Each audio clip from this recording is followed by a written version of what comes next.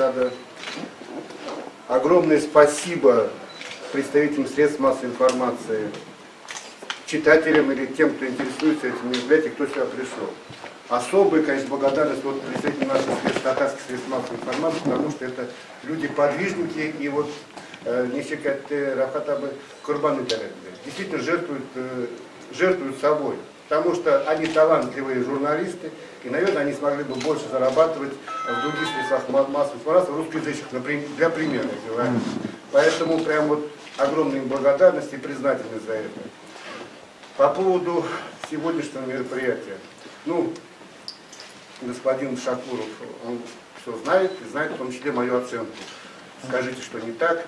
Значит, я действительно считаю, что не совсем все так, как хотелось бы. Но не потому, что я хочу критиковать, а потому что, ну, это вот моя личная оценка такая. И это я говорю с большим сожалением. То, что сегодня на нашем мероприятии, или на вашем, или на нашем, на нашем мероприятии присутствует столько читателей, это объективный, реальный показатель взаимодействия наших средств массовой информации и наших читателей. Это уровень взаимоотношений. К сожалению, это просто вот слезу только пускать. Я бы, наверное, даже заплакалась, но слезами горю не поможешь. Почему так? Это большой разговор, наверное, да? Отдельный. Я хотел бы в двух словах сказать, значит, огромное спасибо Ильясу Гумеровичу Шакурову. Вот действительно, меценат, ну, отсутствующим тоже могу сказать, что господин Куникаев тоже огромную заботу и пользу приносит, и большие средства выделяет на татарское дело. Огромное спасибо всем другим меценатам, спонсорам. Всех не буду перечислять, наверное, нет смысла, всех вы знаете. Я хотел бы сказать по делу теперь. Только не воспринимайте, пожалуйста, это как критику. Я не хотел выступать, потому что я действительно не могу дать положительные оценки многим вещам, кроме вот жертвенного труда наших уважаемых аксакалов, наших талантливых журналистов. Ну и читателей тоже. Ильяс Гумерович, я бы рекомендовал, и вот Ильдар, вас представили как одного из официальных представителей городской татарской автономии, национальной культуры. Нужно разработать какую-то информационную, назовите, я не специалист в вопросах информации, а как профан говорю, но смысл, я думаю, вы поймете, и все присутствующие. Нужно разработать какую-то информационную, пропагандистскую, агитационную политику с какими-то основными моментами. Вот я, к сожалению, Тарашаму Каргану больше половины не понимаю, поэтому редко читаю вашу газету. Гафу и Тыгис, Рафа такой. Бенин татар, интернет. Тем более литературного языка не знаю. Поэтому, ну, это для меня почти пытка читать, ну, Тарашам, но не все понимаю. Потом, я думаю, что все татарские средства массовой информации, если будет смешно, ну, простите меня.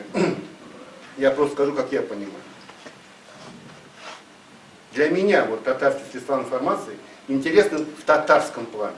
Вот я бы хотел получать информацию из этих татарских средств массовой информации о татарах, об актуальных вопросах татарской жизни, татарского общества, о наиболее болезненных проблемах нашего татарского общества, межнациональные браки, воспитание в татарском духе,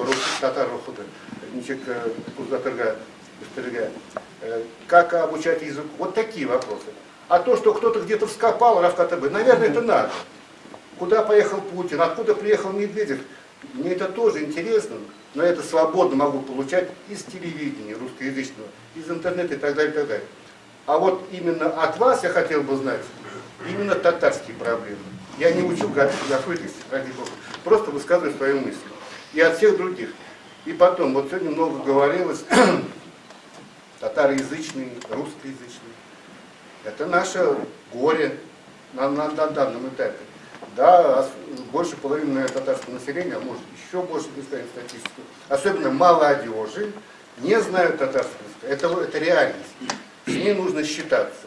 И нужно работать, вот, как мне кажется, очень правильно сделали на сайте Дуслык, как Азан работает. Да, нужно и татарское.